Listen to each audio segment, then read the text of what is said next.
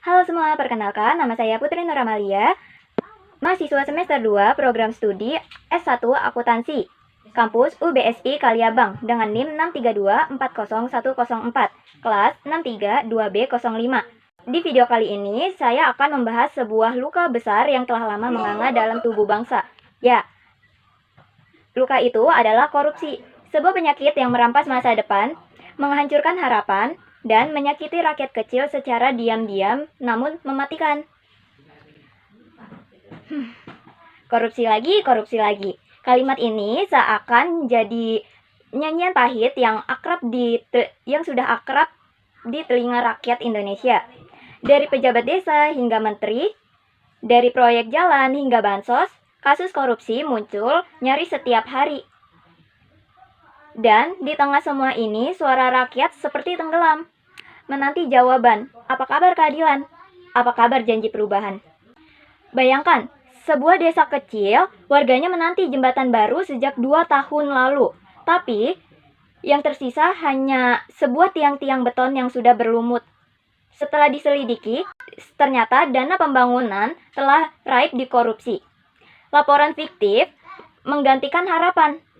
Jembatan gagal berdiri, tapi uangnya sudah mengalir ke kantong pribadi. Apa sih korupsi itu? Korupsi berasal dari kata Latin yaitu corruptio, yang artinya itu adalah busuk atau rusak. Dan benar, ia merusak bukan hanya keuangan negara, tapi juga moral, sistem, dan kepercayaan publik.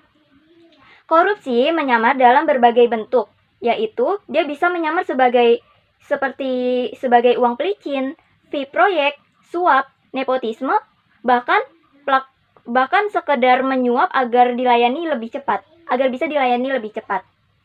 Pelakunya bisa siapa saja, berpakaian rapi, berbicara soal integritas, tapi tangannya bermain di balik anggaran. Apa saja sih dampak dari korupsi itu? Dampak korupsi itu terasa di sekitar kita. Dampaknya itu salah satunya ada pelayanan publik lambat karena harus kasih uang lebih supaya prosesnya bisa lebih cepat. Infrastruktur cepat rusak karena bahan bangunannya yang seharusnya benar tetapi dikurangi. Jadi infrastruktur menjadi lebih cepat rusak. Sekolah, puskesmas, pelayanan sosial, semuanya terdampak. Dana bansos tak sampai ke tangan yang berhak.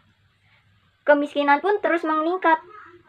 Setiap rupiah yang dikorupsi adalah hak rakyat yang dirampas oleh para pejabat. Dan setiap kali kita diam, kita ikut membiarkan luka ini terus menganga.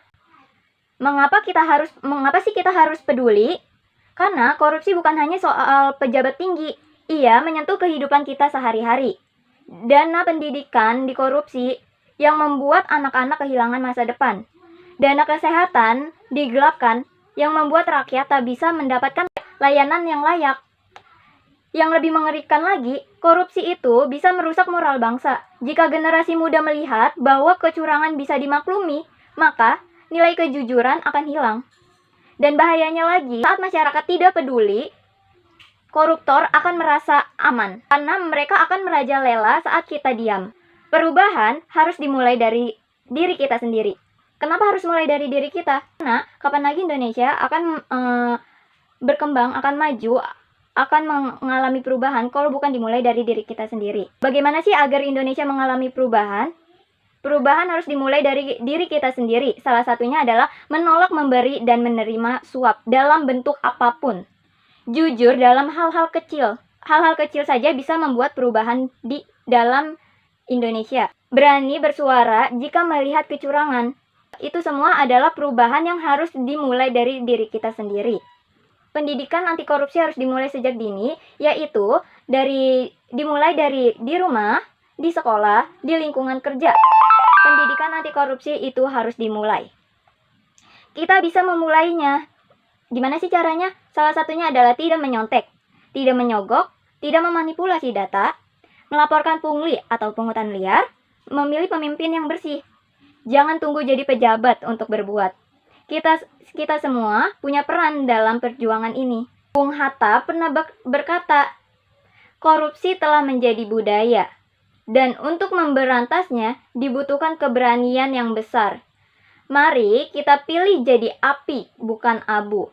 Menyala dan menyulut semangat perubahan dimanapun kita berada. Karena luka bangsa ini tidak akan sembuh hanya dengan kata-kata. Ia butuh tindakan yang nyata. Dan semuanya dimulai dari keberanian untuk berkata, berani jujur itu hebat. Lawan korupsi itu mulia. Sekian video yang dapat saya sampaikan mengenai artikel yang sudah saya buat. Terima kasih. Wassalamualaikum warahmatullahi wabarakatuh.